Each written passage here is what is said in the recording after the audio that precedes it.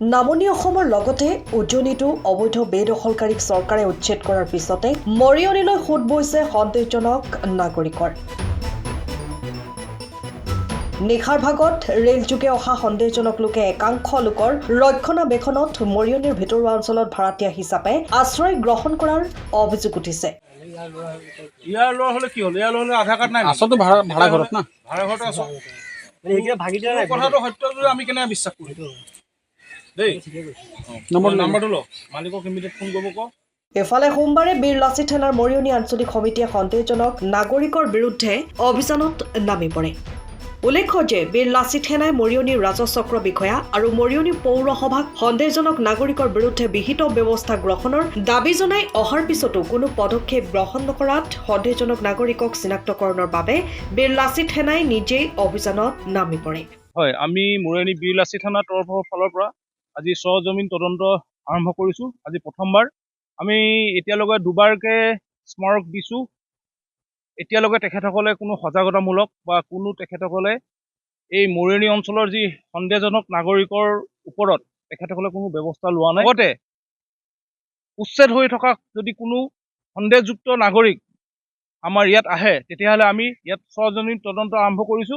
আমি তেখেতসকলক অনুৰোধ জনাইছো আৰু সকীয়াই দিছো যাতে আমাৰ মৰিয়নি অঞ্চলে তেখেতসকলে নাহে।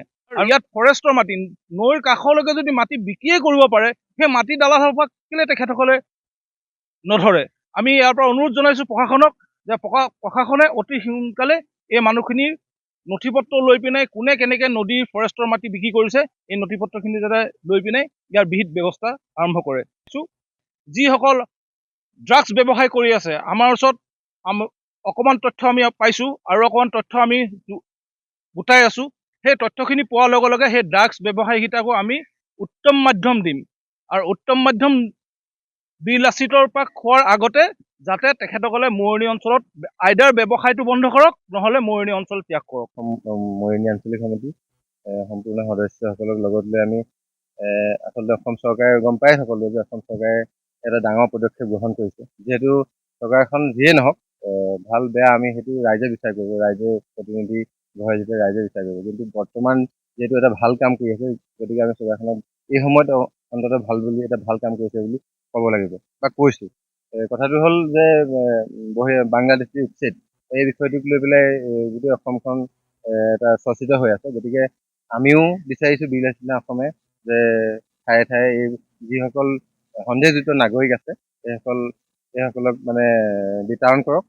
তাকে আমি এটা পদক্ষেপ গ্ৰহণ কৰি আজি মৰিয়নি অঞ্চল বিভিন্ন অঞ্চলত আমি পৰিদৰ্শন কৰিছো আৰু অনাগত দিনত আমাৰ জাতি আৰু অসমখন বাচিবৰ কাৰণে এনেকুৱা এটা ডাঙৰ পদক্ষেপ লোৱাটো এটা ডাঙৰ বিষয় বুলি মই ক'ব বিচাৰোঁ। আপুনি ঘৰখনত জাপানী চৌকাত দৰ্জা, খিৰিকী, গ্ৰিল, গেট আদি লগাব বিচাৰে নেকি? যিবোৰ দীৰ্ঘদিন অটুট থাকিব, তেন্তে পলম নকৰিব, আমাৰ বিপণীলৈ আহক। যোৰহাটৰ একমাত্ৰ আমাৰ বিপণীত এনে উন্নত সামগ্ৰী উপলব্ধ। এই মেচিনটোৱে বেণ্ড কৰা হয়, দৰ্জা, চৌকাত আৰু উইণ্ডো বনোৱা হয়। বাকী আমাৰ গেনলাইজত হয় এইবিলাক। আমাৰ ঠিকনা শ্ৰীৰাম এলুমিনিয়াম চেণ্টাৰ, DCB তিনিআলি, তৰাজান, যোৰহাট 785006। যোগাযোগৰ নম্বৰ 8638967754 অথবা 9401552548। পাল্লা বনোৱা আছে, গেলমেনাইজৰ হয়। এইটো প্ৰেছ ষ্টীল বুলি কয়। গেলমেনাইজৰ উইণ্ডো হয়। ইয়াত ষ্টীলৰ এইবিলাক গ্ৰিল দিয়া আছে, এক্সট্ৰাকে গ্ৰিল প্ৰয়োজন নাই। গ্ৰিল চব লাগি গৈছে আৰু এইফালে মস্কিটো নেটো দিব পাৰে। এইটো মস্কিটো নেট, এইফালে বেক চাইডে মস্কিটো নেটৰ পাল্লা আছে। পকাত নি পিনে ঘৰটো আৰম্ভ কৰোঁতে লৈ যাবলগীয়া হয়। তেতিয়া পকাত দি দিলে মানে ইয়াত ঢেলাই সোমাই যাব, মছলা সোমাই যাব। বালি মছলাটো ভৰাই দিলে মানে মজবুত হৈ যাব ইয়াৰ। সময়ৰ খবৰ সময়ত পাবলৈ ফ'ল' কৰক টাইম অফ আছাম।